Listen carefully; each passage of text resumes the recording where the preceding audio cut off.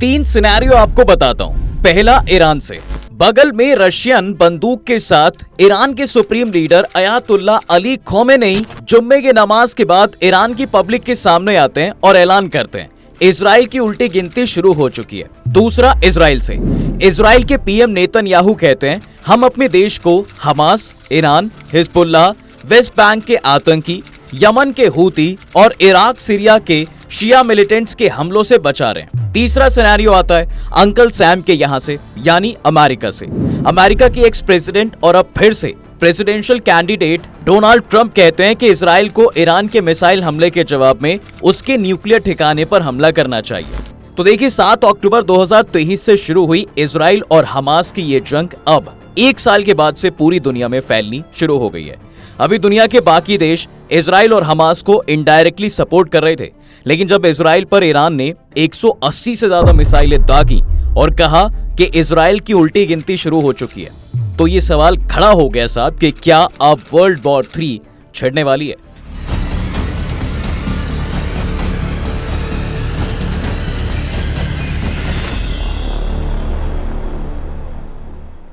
पहले आपको एक लाइन में बताता हूं कि ऐसा क्यों, फिर पूरी डिटेल में बताऊंगा। देखो दुनिया में इस वक्त 2 बड़ी वॉर चल रही हैं। पहली है इजराइल और गाजा में और दूसरी है रशिया और यूक्रेन में। यहाँ पर एक दिलचस्प बात यह है कि दोनों लड़ाई अब कभी भी एक हो सकती है और इसकी कड़ी बनेगी ईरान। कैसे? अमेरिकन मीडिया में अभी खबर ये आई थी कि ईरान यूक्रेन से लड़ने के लिए रशिया को मिसाइल सप्लाई कर रहा है और रशिया ने भी इस खबर को ना तो एक्सेप्ट किया है और ना ही गलत बताया था। ऊपर से ये और कह दिया था कि हम किसी भी देश के साथ किसी भी तरह का सौदा करने के लिए आजाद हैं। यानी जब ईरान को जरूरत पड़ेगी तो रशिया ईरान के साथ खड़ा होगा। दूसरी तरफ अमेरिका है। वैसे दुनिया के किसी भी कोने में अगर किसी देश में लड़ाई चल रही होगी तो उसमें अंकल सैम की उंगली आपको मिल ही जाएगी। यहाँ भी एक तरफ अमेरिका इजराइल को सपोर्ट कर रहा है और दूसरी तरफ यूक्रेन को। अब अगर एक तरह से देखा जाए तो एक तरफ अमेरिका, इजराइल, यूक्रेन और यूरोपियन यूनियन है और दूसरी तरफ रशिया, ईरान, गाजा, लेबनान और कुछ मिडिल ईस्ट की कंट्रीज हैं। अब आप जब वर्ल्ड वॉर 1 और वर्ल्ड वॉर 2 को याद करेंगे तो कुछ ऐसे ही अलायंस बने थे और अब एक बार फिर से कुछ ऐसा ही हो सकता है। खैर अब ये तो मोटे मोटे तौर पर था। चलिए अब जरा डिटेल में आपको समझाते हैं। मिडिल ईस्ट का क्राइसिस चरम पर है। हमास लीडर इस्माइल हानिया की हिजबुल्लाह के मेंबर्स पर पेजर और वॉकी टॉकी अटैक, फिर हिजबुल्लाह चीफ हसन नसरल्लाह की। पहले इजराइल ने ये सब किया। इस्लामिक रिपब्लिक लोगों की सोच से पहले ही खत्म हो जाएगा और ईरानी लोग आजाद होंगे। जब वो दिन आएगा तो ईरान पहले से कहीं ज्यादा फले फूलेगा। 30 सितंबर 2024 को इजराइल के पीएम बेंजामिन नेतन्याहू ने अपने देश के लोगों को संबोधित करते हुए ये बात कही थी। इसके अगले ही दिन ईरान ने इजराइल पर 180 से ज्यादा मिसाइलें दागी। इसके बाद इजराइल ने ईरान पर सीधे हमले करने की धमकी दी और कहा कि ईरान इस हमले की कीमत चुकाएगा। इसी के साथ ईरान और इजराइल में आमने सामने की जंग छिड़ने की बात कही जा रही है साहब। पिछले 45 सालों से दोनों देश पर्दे के पीछे से शैडो वॉर लड़ रहे थे, लेकिन अब ईरान की अगुवाई में तमाम शिया मिलिशिया ग्रुप इजराइल के खिलाफ खुले तौर पर मोर्चा खोल चुके हैं। उधर इजराइल पहले से ही चारों तरफ से जंग लड़ रहा है। खुद नेतन्याहू ने कहा हम अपने देश को Hamas, Iran, Hezbollah, West Bank के आतंकी, यमन के हूती और इराक सीरिया के शिया मिलिटेंट्स के हमलों से बचा रहे हैं। दरअसल इजराइल एक साइड से गाजा के हमास से लड़ रहा है, यानी साउथ साइड में, और उसके नॉर्थ में लेबनान पड़ता है। वहां पर हमास की अलायंस है। हिजबुल्लाह नॉर्थ में उससे लड़ रहा है। अमेरिका और इजराइल के मुताबिक इस हिजबुल्लाह को ईरान सपोर्ट करता है। 7 अक्टूबर को जब हमास ने इजराइल पर अटैक किया था तो उसके अगले ही दिन लेबनान में बैठे हिजबुल्लाह ने भी उस पर अटैक किया था। यानी महज 2 दिन में ही इजराइल अपने साउथ और नॉर्थ दोनों ही रीजन में जंग लड़ रहा था। अब इन दोनों पर इजराइल पूरी तरह से हावी हो रहा था। लेकिन सवाल यहाँ पर यह आता है कि ईरान जो कि 45 साल से शैडो वॉर या फिर प्रॉक्सी वॉर लड़ रहा था, इजराइल के साथ वो अचानक से क्यों कूद गया इस जंग में? असल में हमास और हिजबुल्लाह दोनों ही ईरान के ही खड़े किए गए ऑर्गेनाइजेशन माने जाते हैं। इनके लड़कों की ट्रेनिंग से लेकर हथियार मुहैया कराने तक में ईरान का बड़ा रोल रहता है। जब अगस्त में तेहरान में इस्माइल हानिया की मौत हुई थी, तभी से कयास लगाए जा रहे थे कि ईरान इजराइल से बदला जरूर लेगा। इसके लिए 17 से 18 सितंबर को पेजर और फिर वॉकी टॉकी अटैक में हुए धमाकों की वजह से उसके तकरीबन 1500 हिजबुल्लाह लड़ाकों को निशाना बनाया गया, जिसमें से कुछ की मौत हुई। 27 सितंबर को बेरूत में हुए इजरायली हमले में उसका नेता हसन नसरल्लाह मारे गए। तभी से ये लगभग तय हो गया था कि अब ईरान चुप नहीं बैठेगा। इस्माइल हानिया और हसन नसरल्लाह ईरान के supreme leader Ayatollah Ali Khomeini के करीबी और चहीते माने जाते थे। इनकी मौत न सिर्फ हमास और हिजबुल्लाह के लिए बल्कि ईरान के लिए भी एक बड़ा झटका थी। इसके बाद फिर वही हुआ, यानी इजराइल पर मिसाइल अटैक, और इसके बाद 5 साल बाद सुप्रीम लीडर अयातुल्लाह खुद जुम्मे की नमाज के बाद लोगों के सामने आए और कहा, सैयद हसन नसरल्लाह अब हमारे बीच नहीं है, लेकिन उनका रास्ता हमें हमेशा मोटिवेट करता रहेगा। वो ज़ायोनी दुश्मनों के खिलाफ एक ऊंचे झंडे की तरह थे। उनकी शहादत इस जुनून को और बढ़ाएगी। नसरल्लाह की मौत बर्बाद नहीं जाएगी। हमें अपने अटूट विश्वास को मजबूत करते हुए दुश्मन के खिलाफ खड़ा होना चाहिए। खोमेनी ने हिजबुल्लाह को एक ब्लेस्ड ट्री तक कह दिया।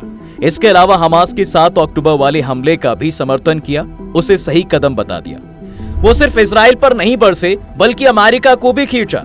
कहा कि इजराइल बस अमेरिका का एक मोहरा है जो मिडिल ईस्ट की जमीन और रिसोर्सेज पर नजर गड़ाए हुए है। लेकिन अब सवाल यहाँ पर यह आता है कि क्या इजराइल अटैक करेगा वापस और लेगा अपना बदला, क्योंकि यहीं से शुरुआत होगी वर्ल्ड वॉर 3 की। इस बदले के लिए ही डोनाल्ड ट्रंप ने एक रैली में कहा कि इजराइल को ईरान की न्यूक्लियर साइट्स पर अटैक करना चाहिए। इससे पहले अमेरिकन प्रेसिडेंट जो बाइडेन ने कहा था कि अगर इजराइल ईरान के न्यूक्लियर साइट्स पर हमला करता है तो अमेरिका इसमें उसका साथ नहीं देगा। अब चाहे वजह इलेक्शन ही क्यों ना हो, पर ट्रंप बाइडेन के अगेंस्ट गए। ट्रंप ने कहा बाइडेन गलत है, न्यूक्लियर हथियार हमारे लिए सबसे बड़ा खतरा है। ईरान के पास जल्द ही न्यूक्लियर हथियार होंगे जो हमारे लिए दिक्कतें पैदा कर सकते हैं। जब उनसे ये सवाल पूछा गया तो उनका जवाब होना चाहिए था कि पहले वहां बम गिराओ और बाकी चीजों की चिंता बाद में करो। लेकिन क्या ये पॉसिबल है कि इजराइल ईरान के न्यूक्लियर वेपन्स को अटैक कर सकता है? अब देखो यार, ये तो लगभग तय माना जा रहा है कि ईरान में इजराइल की तरफ से किसी ना किसी तरह की कार्रवाई जरूर होगी ही। इजराइल के पास इस कार्रवाई के लिए कई ऑप्शंस हैं। मसलन वो ईरान के न्यूक्लियर ठिकानों को निशाना बना सकता है, मिलिट्री ठिकानों के साथ साथ तेल और गैस रिजर्व को भी निशाना बना सकता है। वहीं इंटेल ऑपरेशंस के जरिए भी ईरान को नुकसान पहुंचाया जा सकता है। हालांकि अमेरिकी प्रेसिडेंट जो बाइडेन कह चुके हैं ऑलरेडी कि अमेरिका ईरान के न्यूक्लियर ठिकानों को निशाना बनाने के सपोर्ट में नहीं है। ऐसे में इजराइल अमेरिका के सपोर्ट के बिना ईरान के साथ ये गलती करने का तो कभी सोचेगा नहीं। ईरान के न्यूक्लियर ठिकानों को निशाना बनाए जाने से हालात बहुत ज्यादा खराब हो सकते हैं। अब एक्सपर्ट्स के मुताबिक इजराइल के लिए ईरान के न्यूक्लियर ठिकानों पर हमला करना हकीकत से परे होगा। इजराइल ईरान के कुछ न्यूक्लियर ठिकानों पर हमला जरूर कर सकता है, लेकिन वो उसके न्यूक्लियर प्रोग्राम को खत्म नहीं कर पाएगा। अपने न्यूक्लियर ठिकानों पर अटैक की हालत में ईरान अपने न्यूक्लियर प्रोग्राम को और ज्यादा अंडरग्राउंड ले जाएगा और इन हमलों के बाद वो न्यूक्लियर प्रोलिफरेशन ना करने वाली ट्रीटी से भी बाहर आ जाएगा और खुद को एक न्यूक्लियर हथियार बनाने वाला देश अनाउंस कर देगा। और फिर 2 देशों के बीच छिड़ी मिसाइल अटैक कब न्यूक्लियर वॉर में बदल जाएगी पता भी नहीं चलने वाला। ईरान को इस वक्त एक ऐसे देश के तौर पर देखा जाता है जो अपनी न्यूक्लियर पावर का इस्तेमाल अपने लोगों की सर्विस और सेफ्टी के लिए कर रहा है। वो इसी के सहारे अमेरिका से मोल भाव भी करता है। न्यूक्लियर ठिकानों पर हमले की हालत में ये सर्विस वाला न्यूक्लियर प्रोग्राम ऑफिशियल तौर से न्यूक्लियर हथियारों वाले प्रोग्राम में बदल जाएगा। और अब जैसे ही ईरान खुद को न्यूक्लियर हथियारों वाला देश अनाउंस करेगा, वैसे ही तुर्की, सऊदी अरब और यूनाइटेड स्टेट्स ऑफ एमिरेट्स जैसे देश भी खुद को न्यूक्लियर हथियारों वाला देश अनाउंस कर देंगे, जो कि इजराइल के लिए ही खतरनाक होगा क्योंकि उसके पड़ोसी देश न्यूक्लियर पावर हो जाएंगे। अब इजराइल के पास और क्या ऑप्शन है? ऐसे में कहा जा रहा है कि ईरान के न्यूक्लियर ठिकानों पर इजराइल का अटैक लगभग इम्पॉसिबल है। तो फिर सवाल आता है कि और क्या कोई और भी ऑप्शन है इजराइल के पास? जी हाँ, जवाबी कार्रवाई के लिए इजराइल के पास कई ऑप्शंस हैं। असल में ईरान का एयर डिफेंस सिस्टम इतना मजबूत नहीं है। ऐसे में इजरायली मिसाइल्स या फिर एयरफोर्स बॉम्बिंग को रोकना ईरान के लिए आसान नहीं होगा। माने सबसे अच्छा ऑप्शन एयर स्ट्राइक हो, और इजराइल पहले भी इस तरह के हमले कर चुका है। ईरान ने जहां एक तरफ अपने मिसाइल और ड्रोन ठिकानों को जमीन के नीचे और पहाड़ों के बीच छिपा रखा है, वहीं उसके एयर डिफेंस बेस खुली जगहों पर है। ऐसे में इजराइल के लिए ईरान के मिसाइल और ड्रोन ठिकानों को पूरी तरह से खत्म करना पॉसिबल नहीं है। वो इन्हें थोड़ा बहुत नुकसान जरूर पहुंचा सकता है। इस हालत में इजराइल के पास एक ऑप्शन ईरान के एयर डिफेंस ठिकानों पर हमले करने का भी है। वो पहले भी ईरान के एयर डिफेंस बेस को निशाना बना चुका है। हालांकि इस बार एक साथ ऐसे कई ठिकानों को निशाना बनाया जा सकता है।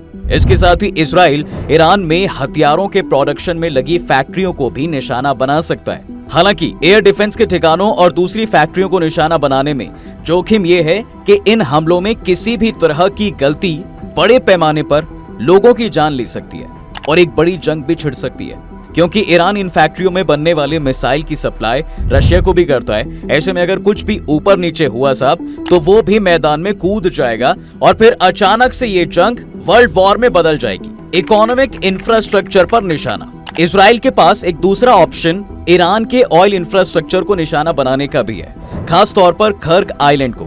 ईरान जो कच्चा तेल एक्सपोर्ट करता है उसका 90% हिस्सा इसी आइलैंड के जरिए जाता है। मानी ये भी एक बड़ा अटैक हो सकता है। इसके साथ ही उन ऑयल प्रोडक्शन फैसिलिटीज को भी निशाना बनाया जा सकता है जहां से ईरान की अपनी डोमेस्टिक जरूरतें पूरी करता है।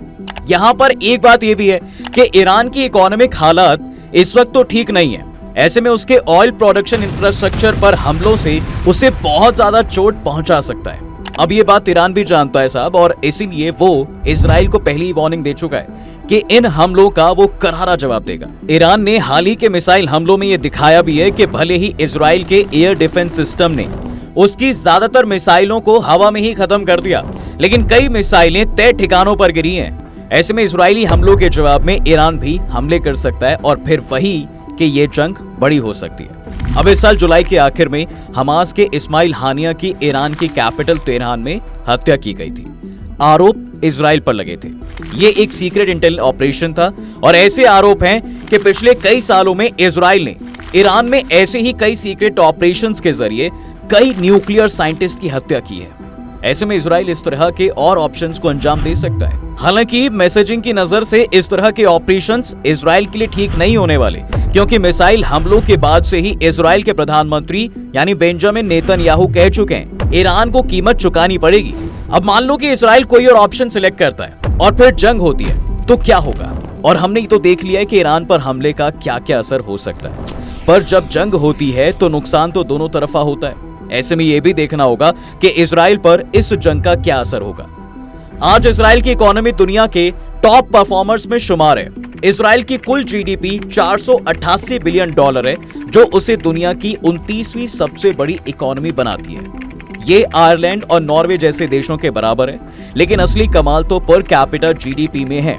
लगभग $52,000 की पर कैपिटा के साथ तो इजराइल कनाडा, जर्मनी, जापान, यहाँ तक कि हांगकांग से भी आगे है। ये दुनिया का 15वां सबसे प्रोडक्टिव देश है। लेकिन साहब ताजा आंकड़ों के मुताबिक 7 अक्टूबर 2023 को हमास के हमले के बाद के हफ्तों में देश की जीडीपी 4.1% कम हो गई। 2024 की पहली 2 क्वार्टर में भी ये और गिरी।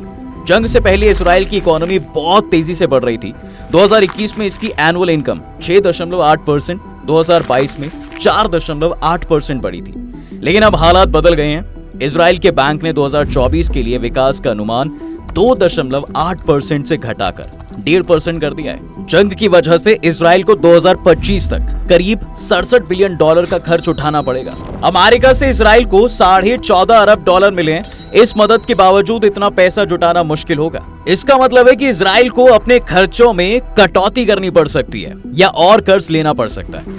जंग का असर इजराइल के कई सेक्टरों पर पड़ा है। टाइम्स ऑफ इजराइल की एक रिपोर्ट के अनुसार माना जा रहा है साहब कि 2024 में 60,000 इजरायली कंपनियां बंद हो सकती हैं। कई कंपनियां नए प्रोजेक्ट्स को टाल रही हैं। टूरिज्म भी बुरी तरह से अफेक्ट हुआ है। हर 10 में से 1 होटल बंद होने की कगार पर है। और अगर लड़ाई और आगे बढ़ी या और खतरनाक हुई तो ये दिक्कतें और बढ़ सकती हैं। बाकी अब देखना होगा कि इजराइल और ईरान दोनों का ही अगला कदम क्या होगा। आपको क्या लगता है कि ये जंग आगे बढ़ेगी या फिर ईरान के अटैक के बाद सीज फायर हो जाएगा? आप अपनी राय हमें कमेंट सेक्शन में जरूर बताएं। वीडियो अगर आपको पसंद आई है तो इसे लाइक और शेयर जरूर करें और जाते जाते चैनल को फॉलो और सब्सक्राइब जरूर करते जाएं।